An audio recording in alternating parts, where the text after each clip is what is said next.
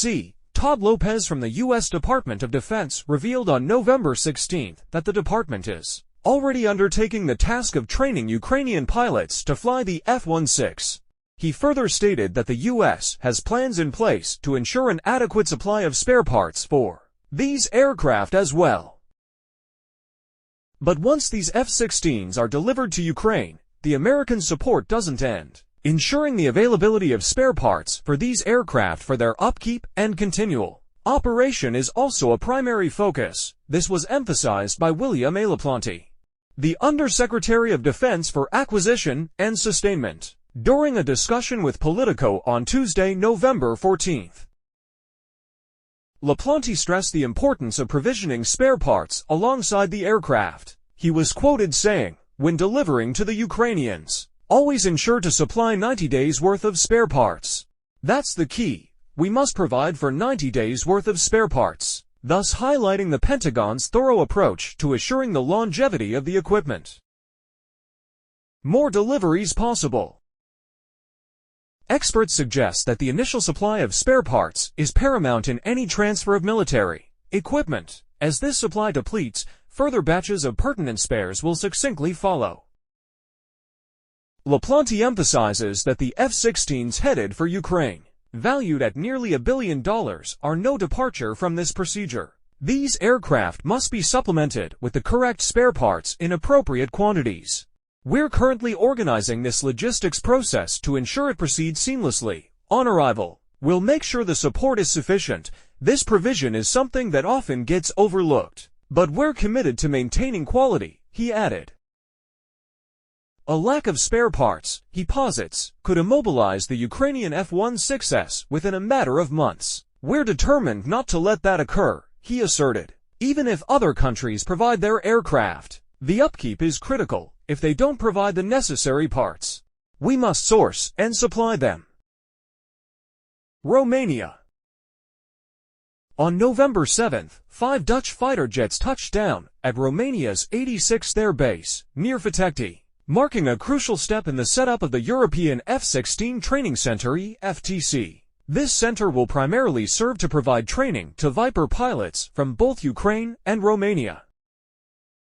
While the jets are indeed Dutch and remain owned by the Netherlands, the pilot instructors taking charge of the training are from a variety of backgrounds. Notably, most media outlets have reported that the instruction and maintenance at the EFTC are carried out by Lockheed Martin. It's important to note, however, that the U.S. defense giant has assembled the F-16 training team at the center using a blend of American and European subcontractors. Among these subcontractors are Daedalus Aviation Group, Draken International, GFD, a subsidiary of Airbus Defence and Space, and ILIAS Solutions. Frontline experience. Draken International, along with GFD, will contribute experienced F-16 instructor pilots with recent frontline experience flying F-16s in the U.S. Air Force and air forces throughout Europe, according to a recent press release by Lockheed Martin. Further to this, Draken's instructor pilots will be supported by instructors from GFD, a company based in northern Germany with a workforce comprising 150 people, including 100 who happen to be veterans of the German Air Force and Navy. GFD operates a total of 15 specially equipped Learjets that undertake target simulation and flight inspection and boasts over 50 simulator instructors proficient in the Eurofighter, Tornado, and A4OOM as part of its team. Simulation instruction. It seems that GFD personnel will likely take on roles in simulation instruction at the EFTC. Furthermore, there's the possibility that GFD's fleet of Learjets could be utilized as target simulation platforms for the Ukrainian and Romanian pilots undergoing training through the EFTC syllabus. Maintenance of the EFTC's Viper fleet, which is expected to gradually expand to include 12 to 18 aircraft, will be handled by Daedalus Aviation Group, an F-16 maintenance, repair, overhaul based in Tilburg in the Netherlands. This team is expected to work in conjunction with experts from both Draken and Lockheed Martin. Software Solutions. Belgian firm ILIES Solutions, known for providing logistic and fleet management software solutions for the Belgian Air Component and the Royal Australian Air Force, will be in charge of logistics and sustainment to training management, along with flight scheduling for the team. These collaborations among European and American contractors align well with the sources of the training aircraft and the potential transfers to the Ukrainian Air Force, complementing the recent Romanian deal to purchase 32 F-35s from Lockheed Martin.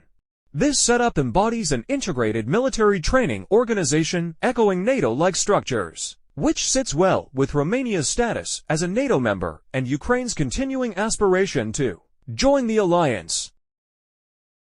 The development of the EFTC represents another milestone on Ukraine's path toward gaining access to fourth-generation Western aircraft and cultivating a pool of pilots capable of operating them. However, it's yet to be seen whether these resources will eventually confront Russian forces within Ukraine.